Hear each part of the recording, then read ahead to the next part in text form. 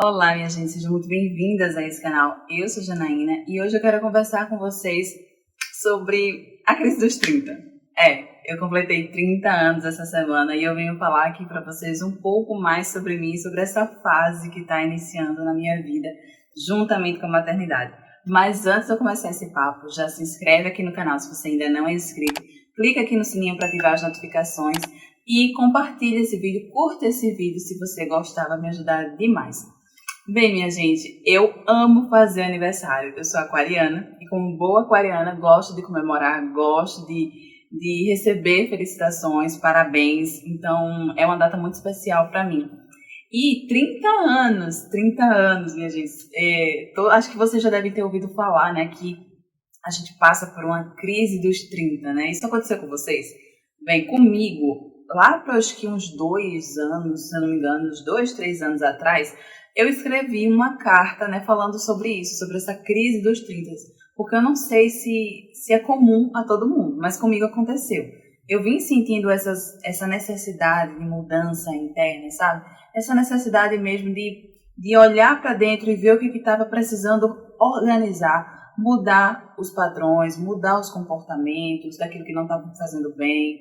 Então, assim, a necessidade por autoconhecimento, ela começou a bater na porta, sabe? Há uns 2, 3 anos atrás. Eu escrevi sobre essa crise dos 30.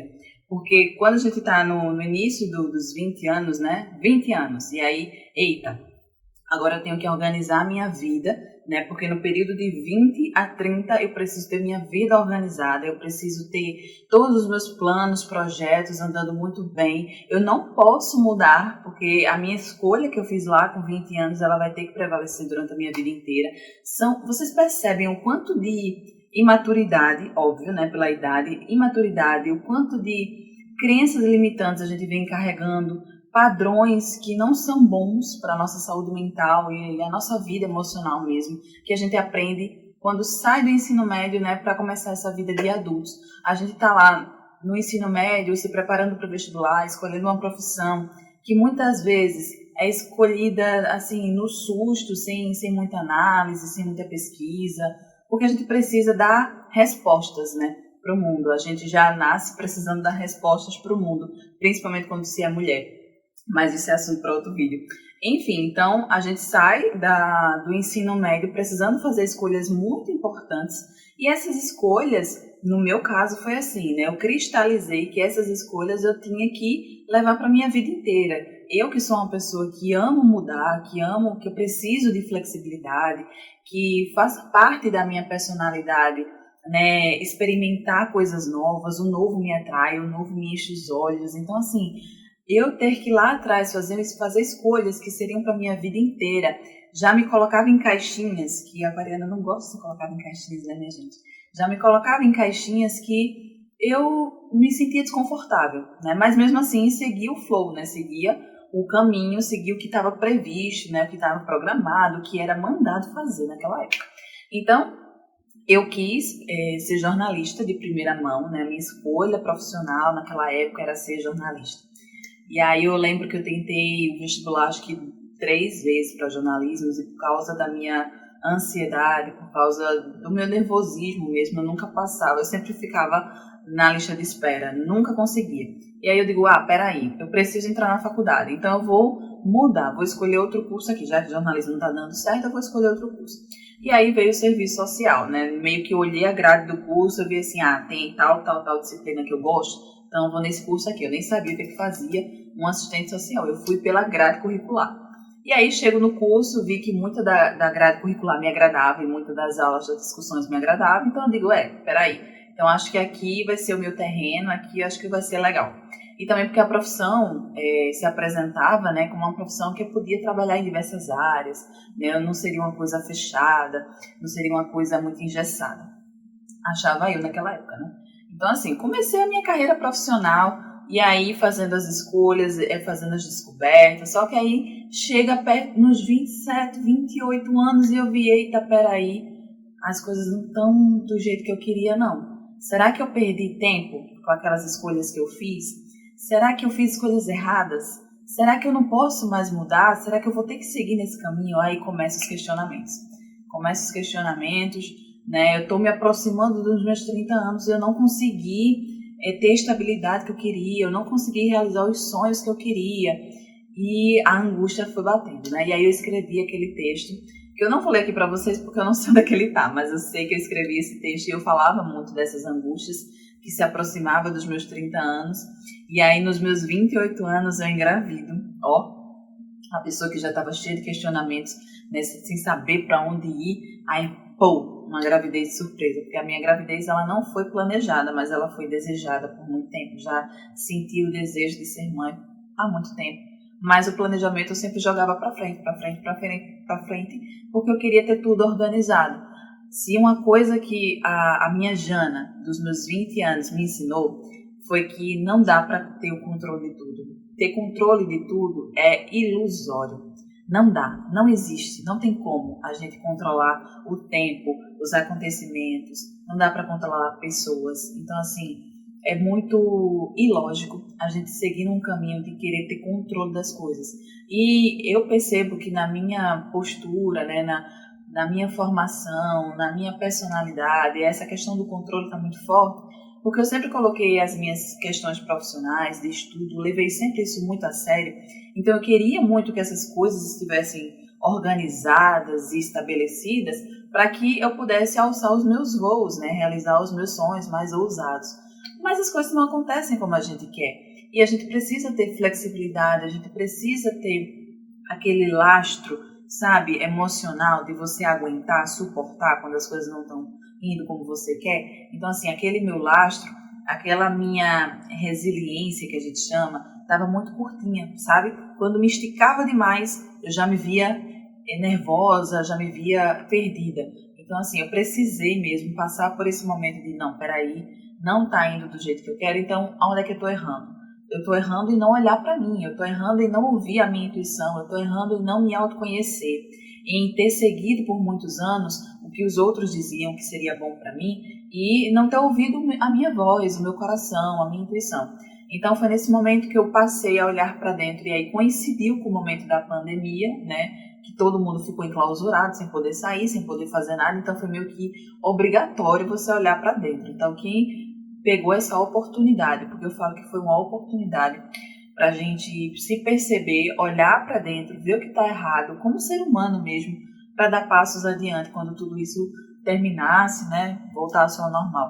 Enfim, e aí foi nesse processo de autoconhecimento que eu vi que eu estava deixando de lado a minha parte, o meu feminino, porque se vocês não sabem, eu não sei se vocês acreditam também, né, mas eu aprendi isso há pouco tempo.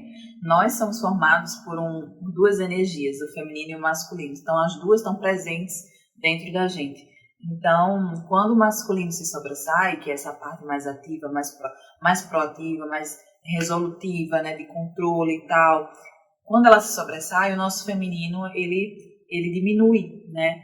E aí a nossa essência, que está ligada ao feminino, que está ligada a esse lastro emocional, que está ligado a tudo que nos sustenta, que nos nutre, ela acaba ressecando. E aí a gente vai se vendo uma pessoa mais rígida, uma pessoa mais chata, uma pessoa mais, enfim, ranzinza mesmo, sabe? Eu estava me vendo essa pessoa, eu estava me tornando essa pessoa. Então, quando eu decidi, né, que eu deveria equilibrar o meu feminino, o meu autocuidado, e aí aqui eu tô falando de autocuidado, tá, gente? Eu não tô falando de feminino ligado a questões ideológicas de feminismo. Isso aí a gente fala em outro vídeo, inclusive me intitulo feminista também. Mas enfim, a gente fala sobre outro vídeo.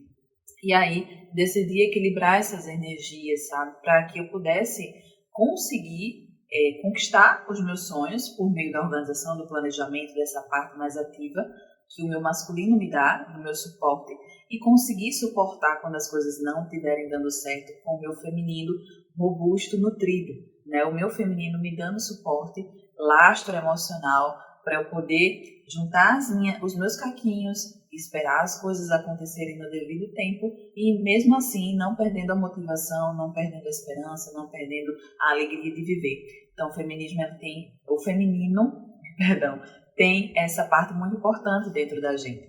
Então foi aí que eu comecei a descobrir essas coisas, comecei a mudar perspectivas, a olhar diferente, tanto para mim quanto para o outro com quem eu convivo, né? Compreender mais que nem todo mundo, né, tá passando, aliás, ninguém tá passando pelas mesmas coisas que eu, então todo mundo tá vivendo o seu processo, todo mundo tá tentando ser melhor na medida do possível, então eu deveria ter um olhar mais atento, um olhar mais empático, né, mais óbvio, sabendo colocar os meus limites, coisas que eu não sabia colocar também.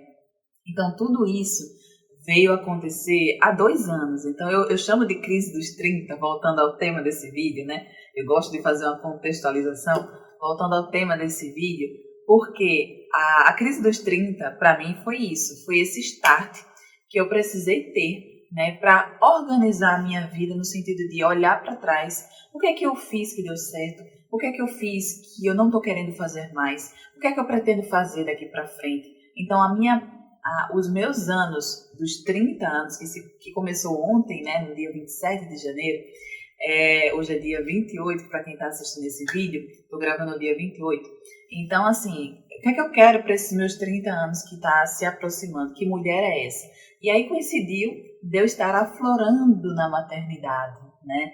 A maternidade, ela veio aprofundar ainda mais as mudanças que já estavam acontecendo dentro de mim.